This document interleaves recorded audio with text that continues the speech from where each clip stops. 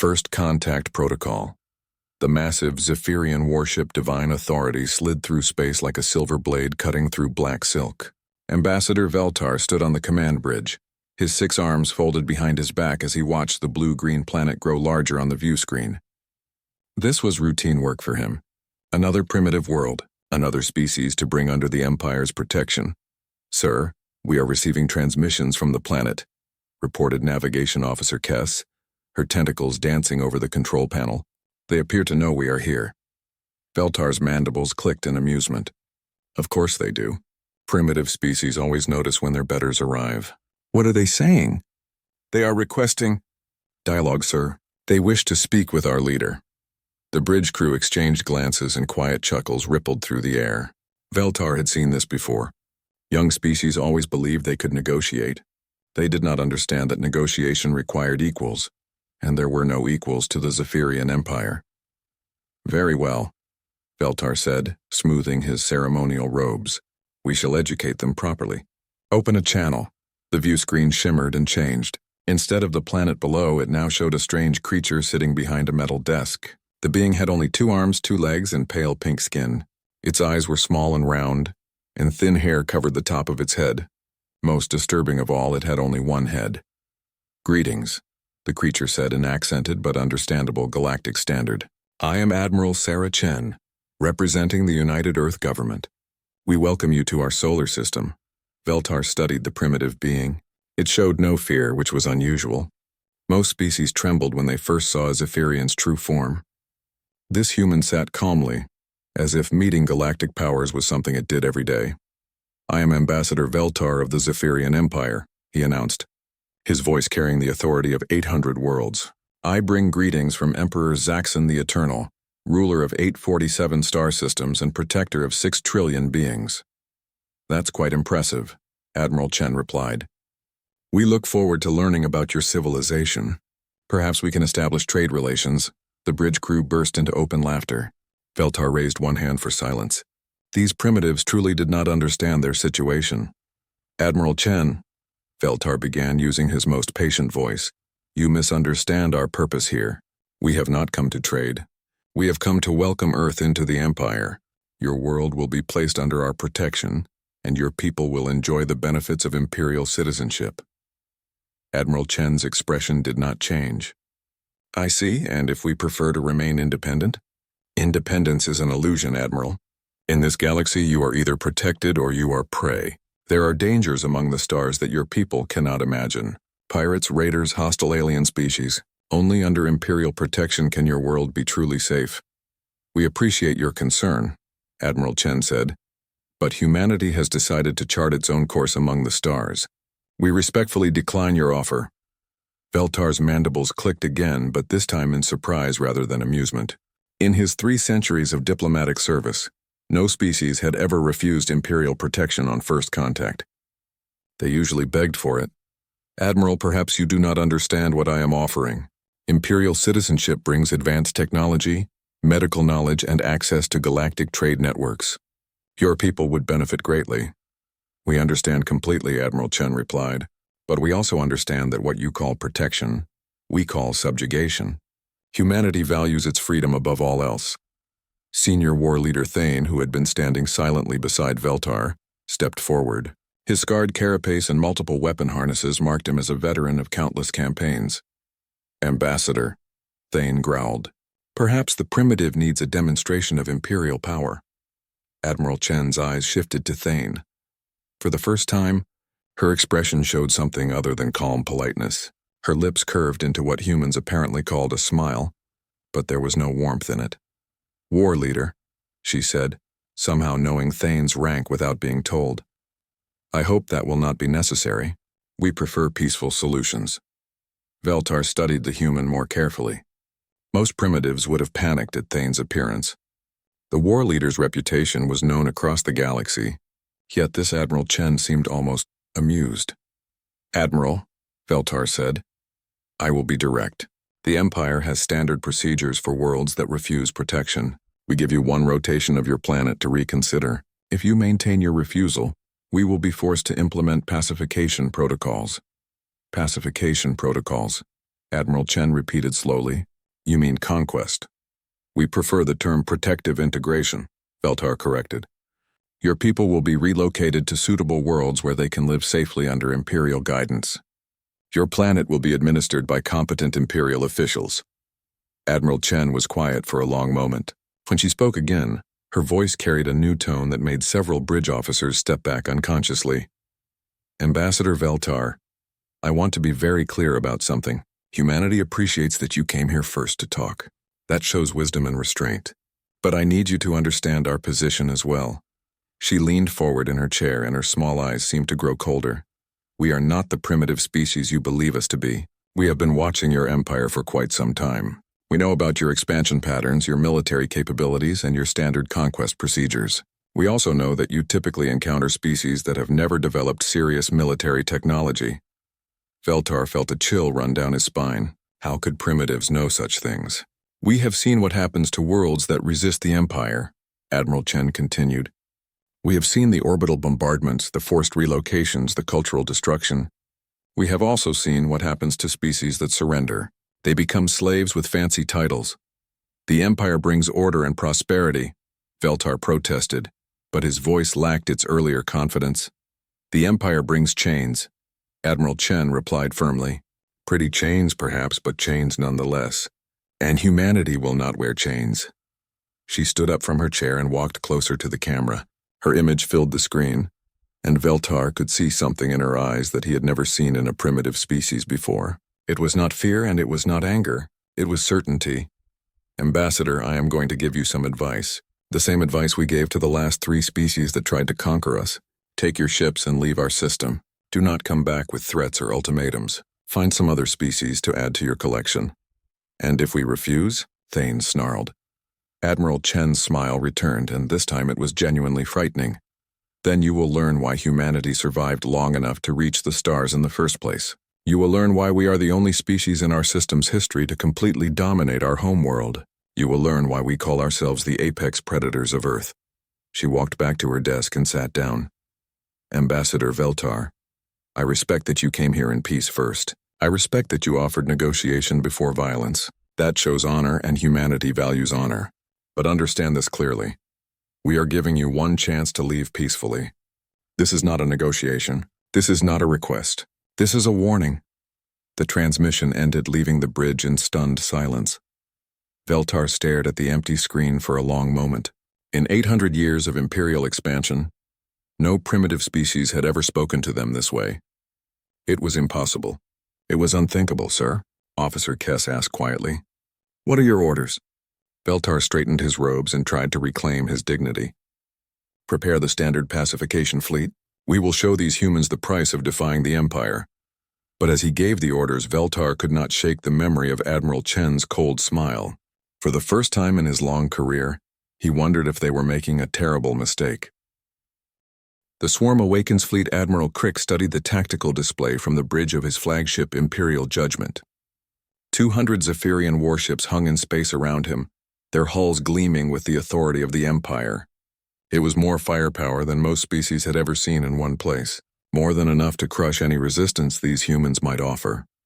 Sir, we are approaching the outer edge of their system, reported his tactical officer. Long-range sensors are detecting defensive positions around the 4th planet. Crix nodded approvingly. At least the primitives were smart enough to try defending themselves. It would make the conquest more interesting than simply bombarding an undefended world. What kind of defenses? He asked. Approximately 50 vessels, sir. They appear to be crude, simple fusion drives, basic weapon systems. Nothing that should pose a threat to Imperial technology. 50 ships, Crix mused. Against our 200. They either have tremendous courage or tremendous stupidity. Perhaps both, sir, his aide suggested. The human fleet was arranged in a loose formation around their planet. As the Imperial ships approached, Crix could see that the human vessels were indeed primitive by Imperial standards. No energy shields, no gravity weapons, no quantum disruptors. Just simple metal ships with chemical propulsion and what appeared to be kinetic weapons. Sir, incoming transmission from the human fleet, communications reported. Put it through. The face that appeared on the screen was different from Admiral Chen. This human was older, with gray hair and deep lines around his eyes. His uniform carried more decorations than Chen's had. I am Fleet Admiral Harrison, commanding the Sol Defense Force, the human said. You have entered our sovereign territory without permission. Turn around and leave immediately. Crix laughed, a sound like grinding metal that echoed through the bridge. Admiral Harrison, I am Fleet Admiral Crix of the Imperial Navy. I command 200 warships, each one capable of destroying your entire fleet. Surrender now, and your people will be treated with mercy. Admiral Harrison's expression did not change. Admiral Crix, this is your final warning. Leave our system now or face the consequences. The consequences? Crix could barely contain his amusement. Admiral, look at your tactical displays. You have 50 primitive ships. I have 200 advanced warships. What consequences could you possibly threaten me with? You'll find out, Harrison replied and cut the transmission. Crix turned to his tactical officer. Begin the attack. Target their lead ships first. Make it quick and clean. The Imperial fleet moved forward in perfect formation, their weapons charged, energy signatures building to lethal levels. At maximum range, they opened fire. Brilliant beams of coherent energy lanced across space toward the human ships. But something was wrong. The human vessels moved with impossible precision, sliding out of the way of weapons fire with timing that seemed almost supernatural. Ships that should have been destroyed passed through the killing zone unharmed. How are they doing that? Crix demanded. Unknown, sir. Their reaction times are impossible. They're evading fire before we've locked onto them. Worse, the human ships were returning fire now. Their weapons were primitive, but their accuracy was perfect. Every shot found its target. Imperial shields flared and failed under the sustained bombardment. Sir, the Relentless is reporting critical damage. The Thunderbolt has lost main power. The Conqueror is venting atmosphere. Crix stared at the tactical display in growing horror. His advanced warships were being torn apart by primitive human weapons. But that was impossible. Imperial technology was centuries ahead of anything these humans could build. Sir, incoming transmission. Multiple frequencies. The humans are broadcasting surrender terms. Surrender terms? Crix snarled. They're demanding our surrender? Yes, sir. They're offering safe passage out of the system for any Imperial ships that power down weapons and withdraw immediately. The audacity was breathtaking. 50 primitive ships were demanding the surrender of 200 Imperial warships. It was insane. It was impossible. It was happening. Another wave of human weapons fire swept through the Imperial formation. More ships reported critical damage. The humans were not trying to destroy the Imperial fleet quickly. They were systematically disabling each vessel, surgically removing its ability to fight while leaving the crew alive. Sir, they're offering us mercy, his tactical officer said quietly. Crix realized with growing dread that his officer was right. The humans could have destroyed his fleet by now. Instead, they were carefully targeting weapon systems and engines, leaving life support intact. They were fighting with a precision that suggested they knew exactly where to hit each Imperial ship for maximum effect with minimum casualties. How is this possible? He whispered. Sir, analysis of their movement patterns suggests impossible coordination, the tactical officer reported. Every human ship seems to know exactly what every other human ship is doing. They're moving like a single organism.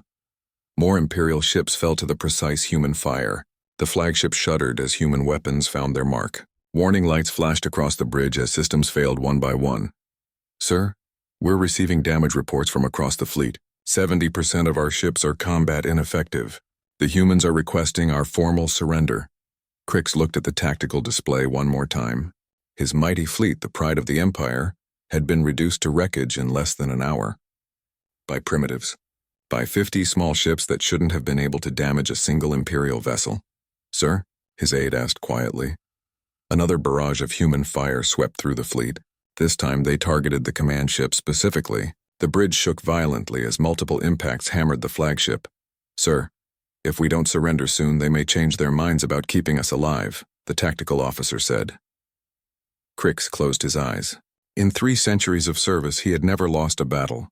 He had conquered dozens of worlds, defeated countless enemies, but he had never faced anything like this. Open a channel to Admiral Harrison, he said finally. The human admiral's face appeared on the screen again. His expression was calm, professional. There was no gloating, no satisfaction, just the face of a soldier doing his job. Admiral Crix, Harrison said. Are you ready to discuss terms? What What are your terms? Crix asked, his voice barely above a whisper. Simple. All Imperial ships will power down weapons and withdraw from our system immediately. You will not return. You will report to your superiors that humanity is not interested in Imperial protection, and that any future incursions will be met with force. And if we refuse? Harrison's expression grew cold. Then we stop playing games and start killing you properly. The human admiral leaned forward slightly. Admiral, I want you to understand something. We disabled your fleet because we prefer not to kill unnecessarily, but do not mistake our mercy for weakness. We are capable of far worse than what you have seen today. Crix nodded slowly. He was beginning to understand that these humans were not the primitives he had expected. They were something else entirely. Something dangerous. I accept your terms, he said. Good. You have 6 hours to effect repairs and begin withdrawal. Any ship that remains in this system after that time will be destroyed. The transmission ended. Crix sat in silence for a long moment, staring at the tactical display showing the wreckage of his fleet. Around him, his officers worked quietly to coordinate the withdrawal. Sir, his aide said finally, how do we report this to High Command? Crix considered the question. How did he explain that 50 primitive ships had defeated 200 Imperial warships? How did he explain that the humans had offered mercy to their conquerors? How did he explain that he had been outfought, outmaneuvered, and humiliated by a species that shouldn't have posed any threat at all? We tell them the truth, he said finally. We tell them that these humans are not what they appear to be. We tell them that they fight like nothing we have ever encountered. And we tell them that they showed us mercy when they could have destroyed us all. He paused, watching the human ships maintaining their perfect formation around their planet. And we tell them that they should not send more ships to this system, not unless they want to learn what happens when these humans stop being merciful. As the Imperial fleet began its humiliating withdrawal, Admiral Crix could not shake the feeling that they had just encountered something unprecedented in galactic history. Something that would change everything. Pack Hunter's High Admiral Zephon reviewed the battle reports for the 3rd time, his 4 eyes scanning the data feeds in disbelief. The destruction of Admiral Crix's fleet had been dismissed by Imperial High Command as an anomaly. Equipment failure, tactical errors, poor intelligence. Surely no primitive species could have achieved such a victory through superior combat capability. Sir, the Iron Fist Armada is ready for deployment, reported his chief of staff. 2,000 ships including 12 dreadnoughts and the fortress ship Emperor's Wrath. Fleet Marshal Thane has requested permission to begin the operation. Zephon nodded approvingly. If Admiral Crix had failed due to insufficient force, then overwhelming force would correct the problem. 2,000 ships was enough to sterilize entire star systems. More than enough to handle whatever trick these humans might have used. Deploy the fleet. And remind Marshal Thane that we want prisoners for interrogation. We need to understand how they defeated Crix. Yes, sir. The massive Iron Fist Armada departed Imperial space with great ceremony. News feeds across the Empire showed the mighty fleet in formation. The largest single naval force deployed in over a century. Imperial citizens watched with satisfaction as their invincible military set out to bring justice to the upstart humans. Fleet Marshal Thane stood on the command deck of Emperor's Wrath, studying the tactical displays as his fleet moved through hyperspace toward human territory. Around him, the greatest military minds in the Empire planned their assault. This time there would be no mistakes. Sir, we are approaching the human system, his navigation officer reported. Excellent. Deploy the fleet in full battle formation. I want every weapon charged and ready before we drop out of hyperspace. But as the Iron Fist Armada emerged from hyperspace at the edge of the Sol system, they found something unexpected. The system appeared to be empty. No human fleet waited to defend their homeworld. No defensive installations guarded the approaches. Nothing but empty space and distant planets. Sir, sensors are not detecting any hostile vessels, Tactical reported. They're hiding, Thane concluded, probably behind their planets or moons. Begin a systematic search. Deploy scout squadrons to every major body in the system. The Imperial fleet spread out across the Sol system, searching for the human defenders. But as the hours passed, it became clear that the humans were not hiding. They were simply gone. Sir, incoming priority transmission from Imperial Command, communications reported. The face of High Admiral Zephon appeared on the main screen, his expression grim. Marshal Thane, we have a problem. We are receiving reports of attacks throughout Imperial space. Multiple supply convoys have been destroyed. 3 communication relay stations have gone offline. The naval base at Kepler Prime has been severely damaged. Thane frowned. Pirates, sir? No, Marshal. The attackers have been identified as human vessels. Small groups, never more than 5 or 6 ships at a time. They strike without warning and disappear before our response forces can arrive. The implications hit Thane like a physical blow. While he had been searching for the human fleet in their home system, the humans had somehow gotten behind Imperial lines. They were striking at targets throughout Imperial space. How is that possible, sir? How did they get past our border defenses? Zephin's expression grew darker. We don't know. They appear and disappear without using known hyperspace routes. Our border sensors never detected them. More reports began flooding in. Human attack groups were appearing everywhere at once. They hit supply depots, communication hubs, military installations, and trade routes. Always in small numbers, always with perfect intelligence about their targets. Always vanishing before Imperial forces could respond. Sir, we're receiving a transmission from Admiral Crix's former command. His communications officer reported. The humans are broadcasting on all Imperial frequencies. Put it through. The face that appeared on the screen was familiar. Admiral Sarah Chen, the human who had first refused Imperial protection. But now she was not sitting behind a desk on her homeworld. The background showed the bridge of a warship, and through the viewports behind her, the lights of an Imperial space station were visible. Citizens of the Zephyrian Empire, she began, her voice calm and professional. This is Admiral Chen of the United Earth Navy. We bring you greetings from humanity. Thane realized with growing horror that Chen was broadcasting from inside Imperial space. The humans had not only infiltrated their territory, they were using Imperial communication networks to address Imperial citizens directly. Your government has chosen to make war upon humanity, despite our warnings. We regret this decision, but we will not allow aggression against our people to go unanswered. However, we want you to know that we do not make war upon innocent civilians. The camera angle shifted slightly, showing more of the station behind her. Thane recognized it as Communication Hub 7, a major relay station that coordinated naval communications across 3 sectors. We are targeting only military installations and government facilities. Civilian shipping and colonial worlds will not be harmed as long as they do not support military operations against us. We are not conquerors. We do not seek to rule you. We simply want you to leave us alone. Chen paused, and when she spoke again, her voice carried a new edge. To the Imperial military forces currently deployed against us, you have seen what we can do when we choose to be merciful. Do not force us to abandon that mercy. Withdraw from human space and end this conflict now, while you still can. The transmission ended, leaving Thane staring at a blank screen. Sir, his tactical officer said quietly, we're receiving reports from across the Empire. The attacks are coordinated. Every strike is happening simultaneously across multiple sectors. The humans are moving like what? Like they're all part of the same mind, sir. Every human ship seems to know exactly where every other human ship is and what it's doing. They're operating with impossible coordination across thousands of light years. More reports flooded in. Human ships were appearing in Imperial space faster than they could be tracked. They moved in small groups, never presenting a large target, always hitting exactly where they could do the most damage with the least risk.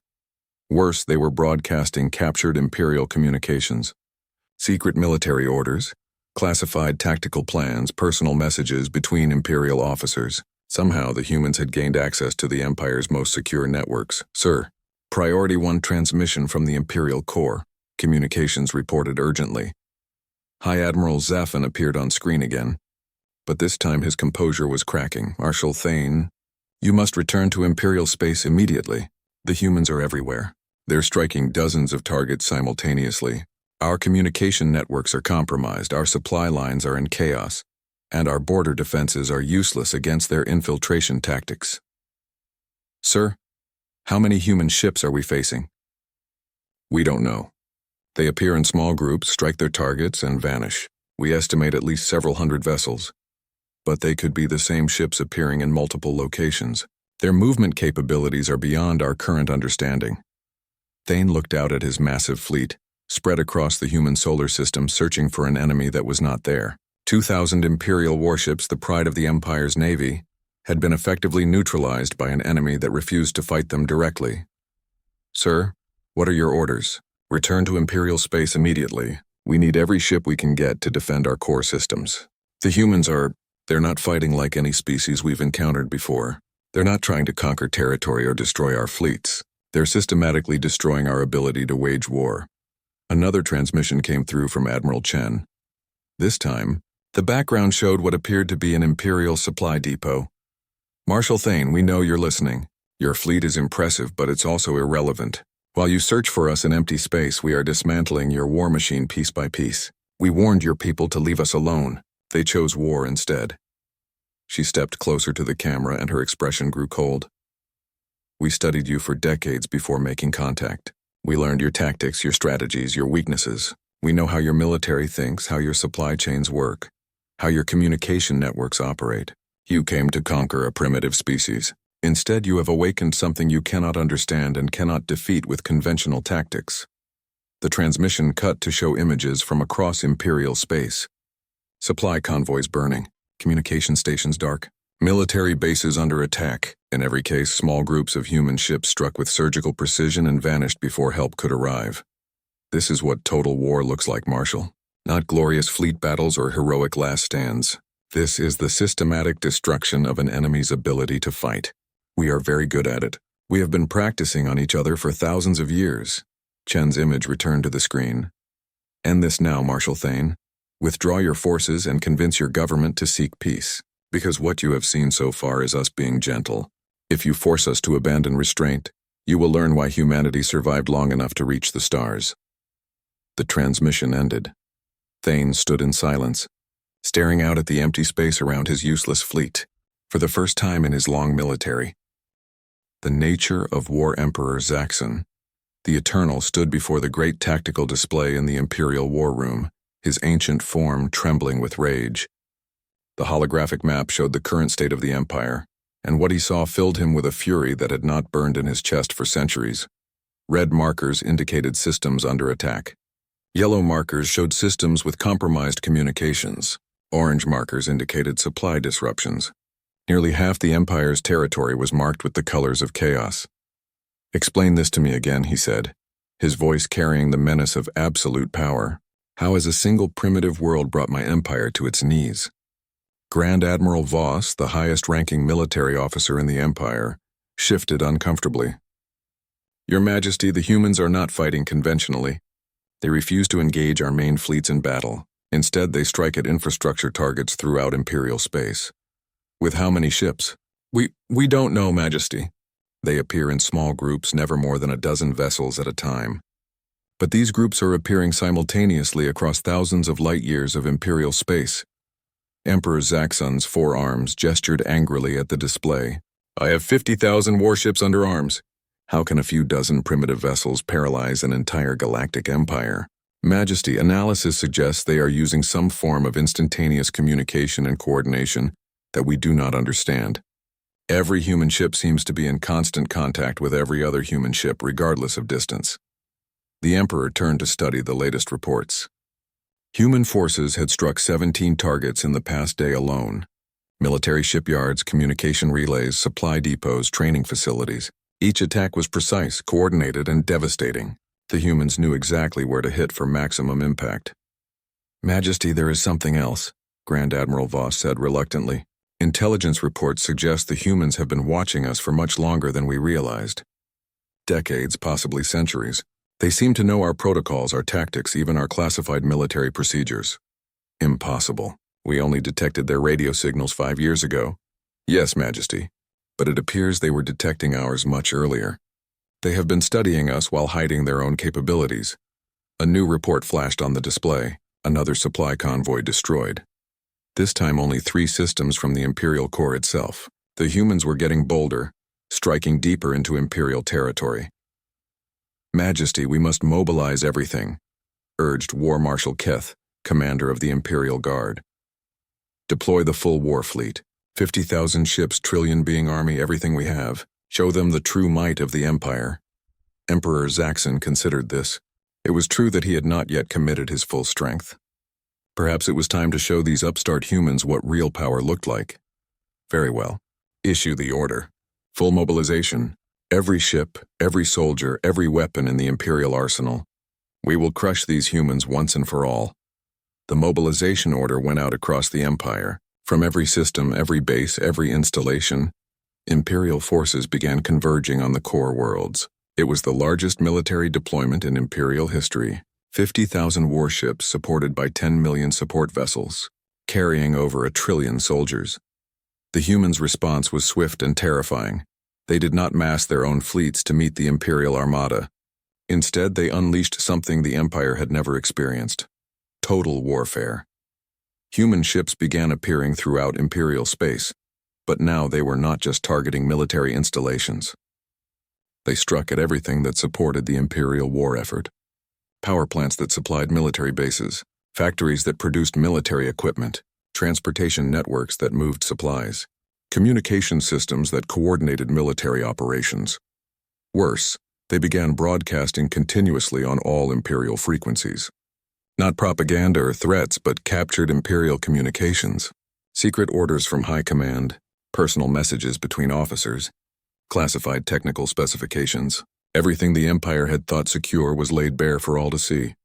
How are they doing this? Emperor Zaxxon demanded, watching helplessly as his empire's most guarded secrets were broadcast to the galaxy. We don't know, Majesty. They have somehow gained access to our most secure networks. Every communication, every order, every plan we make is apparently known to them instantly. The psychological impact was devastating. Imperial officers no longer trusted their own communication systems. Troops began to question orders, wondering if they were being fed false information. Civilian populations watched in horror as their supposedly invincible military appeared helpless against the human attacks. Then, the humans demonstrated their true capabilities. A human fleet appeared in the Vega system, one of the Empire's most heavily fortified border regions.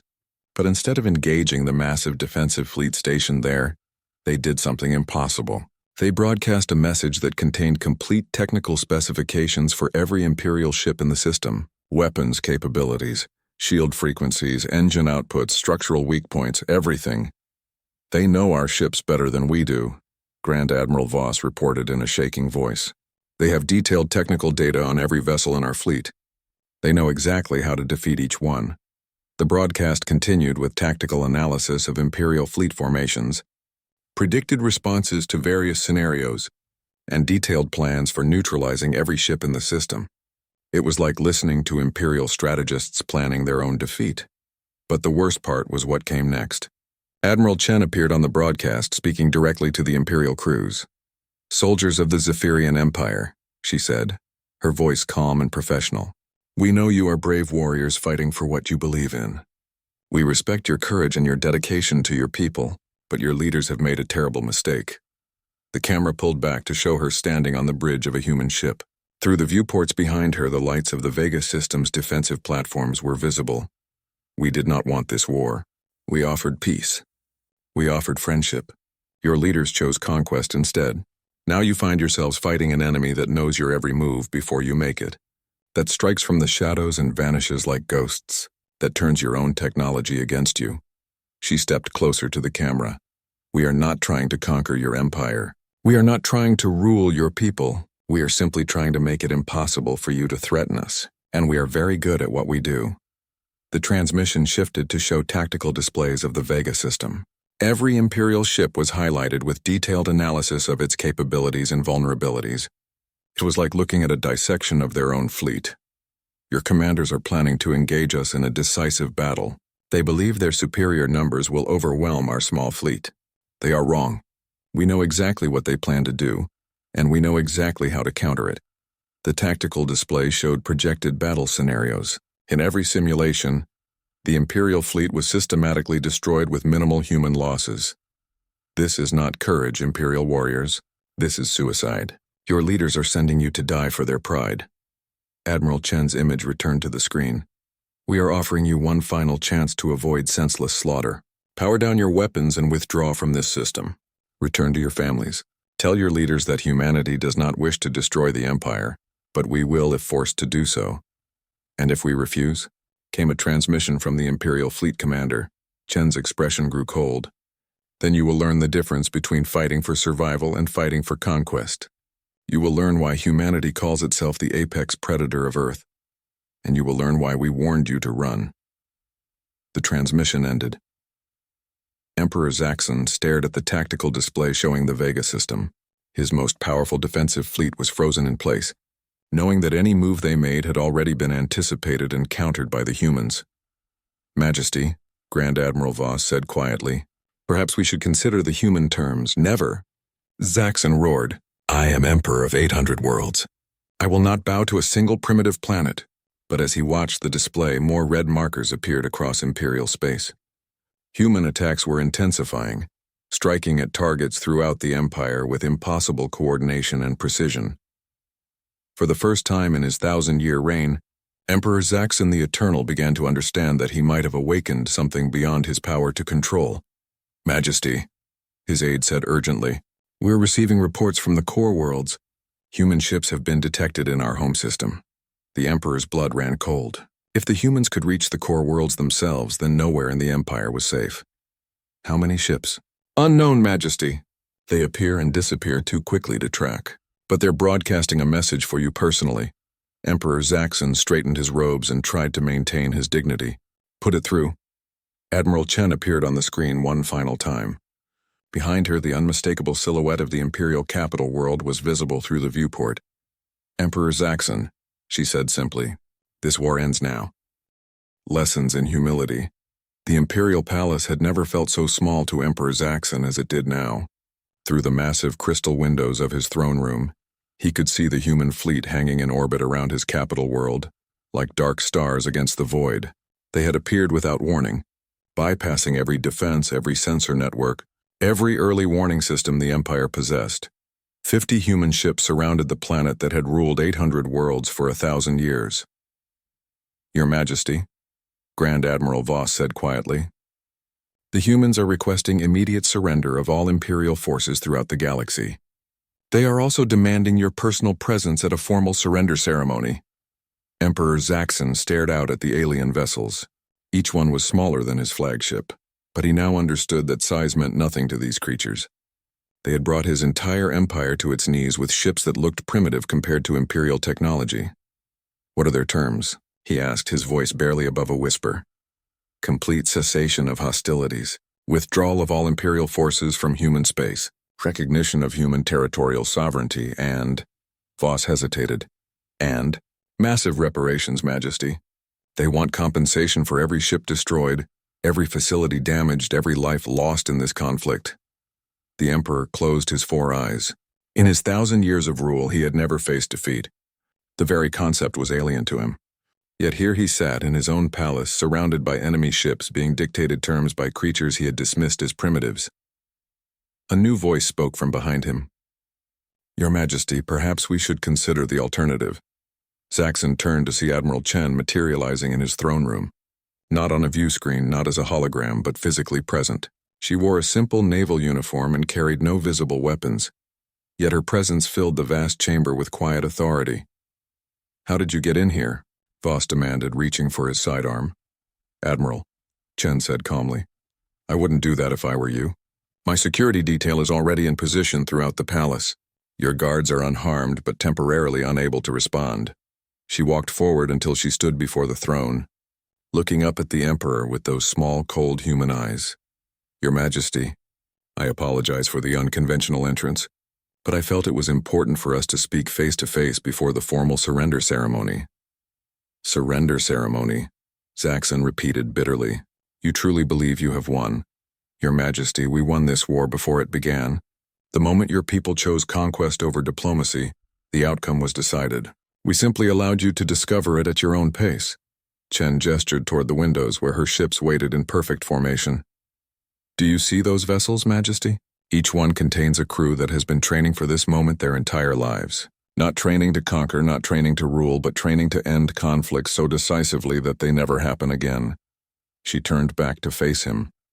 "We studied your empire for 60 years before making contact. We learned your language, your customs, your technology, your military doctrines. We analyzed every battle you had ever fought, every conquest you had ever made. We knew exactly what you would do when we refused your demands." "Then why did you refuse?" Zaxxon asked. "If you knew it would lead to war?" "Because, Your Majesty, we hoped you might prove us wrong. We hoped you might choose wisdom over pride. We gave you every opportunity to avoid this outcome. Admiral Chen walked to one of the great windows and looked out at the imperial capital spread below them. We are not conquerors, Majesty. We do not want to rule your people or destroy your civilization. We simply want to be left alone to find our own path among the stars. Then why the show of force? Why humiliate us this way? Chen turned back to him, and for the first time he saw something like sadness in her eyes. Because, Majesty, humans have learned something that your people apparently have not. Peace is not the absence of war. Peace is the presence of justice, and justice sometimes requires that those who would prey upon the innocent be reminded of their limitations. She walked closer to the throne. Your empire has conquered dozens of species over the centuries. How many of them wanted to be conquered? How many chose subjugation over freedom? How many died defending their homes from your protection? Zaxxon felt something he had not experienced in centuries. Shame. We offer those species liberation now, Chen continued. Every world that wishes independence from the Empire will have it. Every species that was forcibly integrated will be given the choice to remain or leave. You are destroying everything I built, Zaxxon said. No, Majesty. We are revealing what you built. An empire based on force and fear, held together by the threat of violence. Such empires always fall eventually. We are simply accelerating the process. Grand Admiral Voss stepped forward. Admiral Chen, what you're proposing would lead to chaos throughout the galaxy. The Empire provides order, stability, protection. Chen looked at him with something that might have been pity. Admiral, do you know what we call an empire that exists to protect people from chaos? We call it a protection racket. You create the threat, then demand payment for protection from it. She gestured toward the viewport again. True protection comes from strength used in service of justice, not strength used to enforce submission. Your empire has forgotten the difference. And what would you have us do? Zaxxon asked. Dissolve the empire entirely? Let chaos consume the galaxy? We would have you learn, Majesty. Learn what we learned over our long history. That true strength comes not from the ability to conquer, but from the ability to protect. That real leadership means serving others, not ruling them. That lasting peace comes from justice, not from the suppression of dissent. Admiral Chen walked to the center of the throne room and activated a holographic display. It showed the current state of the galaxy, with each system color-coded according to its status. This is what we propose, Majesty. A new galactic order based on voluntary association rather than forced submission. Trade federations instead of tribute systems. Mutual defense pacts instead of unilateral protection. Diplomacy instead of conquest. And if some species choose chaos over order, then that is their choice to make. Freedom includes the freedom to make mistakes, Majesty. But history shows that most beings prefer cooperation to conflict when given a real choice. She deactivated the display and looked back at the Emperor. The choice now is yours, Majesty. You can fight us and watch your empire burn, or you can work with us to build something better from its ashes. You would trust us after all this? Chen smiled, and for the first time it seemed genuine. Majesty, we never stopped hoping you would prove worthy of trust. That's why we're here talking instead of simply destroying your fleet and imposing our will by force. She walked toward the throne until she stood directly before it. We know you are capable of better. Majesty, your people have created great art, magnificent architecture, beautiful poetry. You have fed hungry worlds and healed the sick across hundreds of systems. The capacity for good is there. It has simply been overshadowed by the addiction to power. Emperor Zaxxon stared down at this small, strange creature who had brought his mighty empire to its knees with a handful of ships and the simple refusal to be conquered. What guarantee do I have that you will honor your word? The same guarantee we gave you from the beginning, Majesty. Our actions. We said we wanted peace and we offered it. We said we would defend ourselves and we did. We said we would show mercy to those who surrendered and we have. Judge us by what we do, not by what we promise. Admiral Chen stepped back and bowed formally. The surrender ceremony will begin in 1 hour, Majesty. The terms are non-negotiable, but the manner of implementation can be discussed. We prefer cooperation to coercion whenever possible. She turned to leave, then paused. One more thing, Majesty. After this is over, after the reparations are paid and the territories are freed, if you wish to visit Earth, you will be welcome. We would be honored to show you how a species that fought itself for thousands of years finally learned to live in peace. She vanished as suddenly as she had appeared, leaving the Emperor alone with his thoughts. An hour later, Emperor Zaxxon the Eternal stood before the assembled representatives of the galactic community and formally surrendered the Zephyrian Empire to the United Earth government. The ceremony was broadcast across the galaxy, marking the end of 1,000 years of imperial dominance. As he signed the surrender documents, Zaxxon found himself thinking about Admiral Chen's final words. Perhaps when all this was over, he would indeed visit Earth. Perhaps there were lessons to be learned from a species that had found a way to turn their talent for war into a gift for peace. But first, he had an empire to dismantle and a galaxy to rebuild. It would be the greatest challenge of his long life, but perhaps also the most meaningful. For the first time in centuries, Emperor Zaxxon looked forward to discovering what came next.